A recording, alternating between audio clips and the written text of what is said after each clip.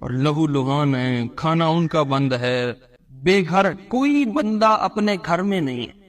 آپ تھوڑا تصور کرو اپنے لیے، اگر رات کو ہمیں اپنے گھر کا ٹھکانہ نہ ملے تو کیا ہوگا؟ انسان دن کا تھکا ہارا کچھ بھی کر لے، رات کو اپنے بستر پہ آ جائے تو اس کو سکھ ہو جاتا ہے، سکون ہو جاتا ہے۔ ایک بندہ بھی لاکھوں کی آبادی میں اپنے بستر پہ نہیں، عرصے سے ان کی بجلی بند ہے، کھانا بند ہے، پانی بند ہے، راشن بند ہے، اور وہ لوگ سفر کر رہے ہیں۔ اس کے باوجود آپ ان کے ایمان دیکھو، رشک آتا ہے۔